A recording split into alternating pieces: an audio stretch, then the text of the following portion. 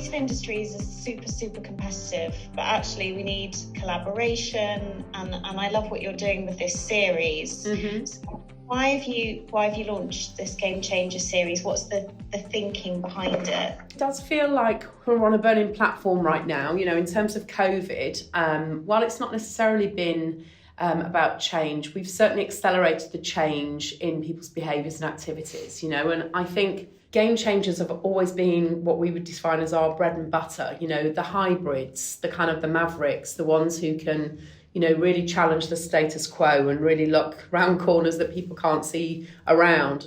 So I think what we've done now is really designed the Game Changers interview series to kind of show all, rather than the sort of the people that we normally tend to work with and gravitate towards, is to show everyone how they can enable that change and transformation to happen within their business. And it felt like the right time, because obviously with everyone experimenting with sort of technologies and new business models and new capabilities, it felt like our time to kind of really go out there and showcase all the great people that we've been champions of, all the companies we've worked with, that are really all about, building new capabilities, embedding new behaviours, and ultimately enhancing and harnessing growth.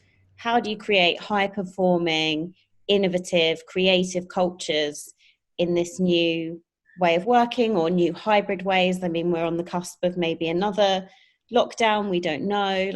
What are the skills that creative leaders need?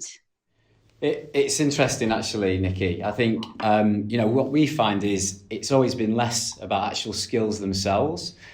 Skills are kind of like table stakes. You can hire in skills to any business, but it's more about mindsets. And this is a real focus for us. Whenever we do our search, it's, looking at behaviours, looking at mindsets of those leaders.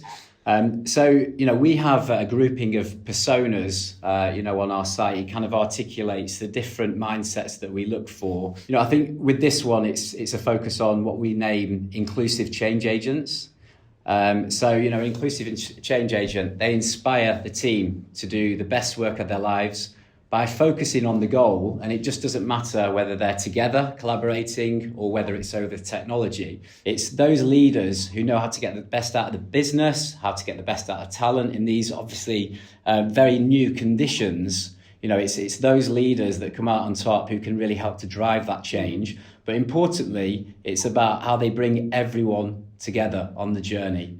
So interesting you saying that, because as you were speaking, I was thinking about the amount of coverage I've seen about the office, the physical space of the office. It's massively disproportionate to the amount of time I've spent reading about the talent. And I love you saying it actually doesn't matter what platform that talent is being brought together on. It's actually those leadership skills. It's really a good point. We know the coronavirus crisis has hit women disproportionately, BAME communities disproportionately. How is it impacting our industry? Because obviously we have seen some of the data coming out of the Campaign and Creative Equals survey.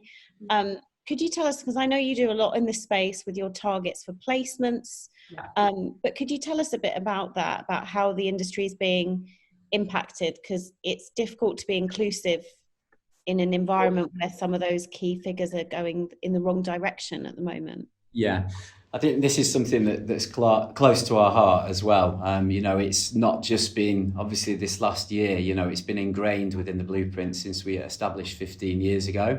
We're a progressive search business, not just in terms of the talent and the skill sets, even the mindsets, but the diversity of the backgrounds that they come from as well.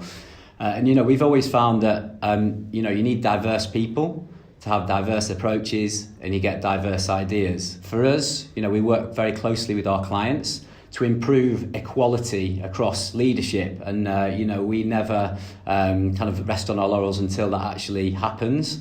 And you've obviously made a commitment to equal pay by not disclosing candidates' salary information. So in 2020, we've got the requirement to publish the gender pay gap is actually on pause.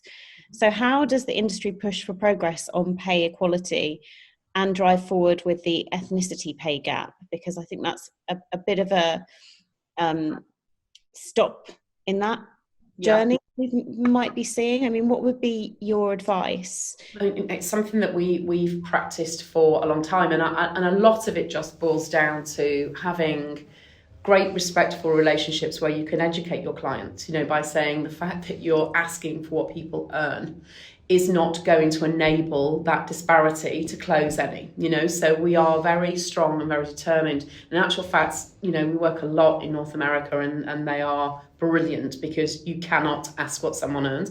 So we've been seeing the kind of, the hopeful kind of disparity gap close. So we just continue to do our very best, and we'll never share, salaries of what people earn now, to make sure that that person is valued for the role that they are asking them to deliver, which they have obviously on paper in terms of capabilities and the right mindset, etc. And therefore will be paid what they should be. How does this key talent progress in this current market? What's your advice? I mean, look, that's kind of one of the main reasons why we're launching the Game Changer series in a nutshell, because we really do want to inspire talent to see their own potential and diversify maybe their skills that they have right now into different areas. I mean, a big thing that we always advocate with any talent, because the mindset thing is the most interesting kind of, consistent DNA in terms of like who you are and what you can do to progress your career and build your skills. You can express yourself and enhance your skills you have already in environments that you might not felt were challenged, were right for you or challenging in the right way, etc. So you actually hear and see what these game changers have done in their careers.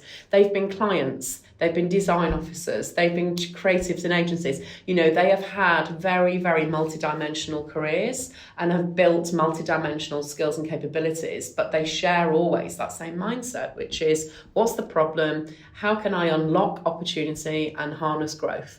So I think, just looking at yourselves and being inspired by others who have done that, I think is the reason we do it, and the reason why I think it will help people push forward and embrace change. What would be your advice to people who want to become game changers? In truth, that's why we've actually created this series. We want it to be an inspirational series where people can learn from the best what kind of challenges they've overcome, how they've actually changed the game, what they feel the future is, and more than ever, with what's going on with COVID at the moment. I know everyone's, rightly so, being stressed about it and what it means, but also at the same time, things are being broken and new things will be created. So there's a big opportunity now to learn new skill sets, new behaviours as well for people to become game changers. So, that's very much close to our heart. It's like, how can we inspire the next generation of game changers? That's front and centre in terms of why we're launching the Game Changer series.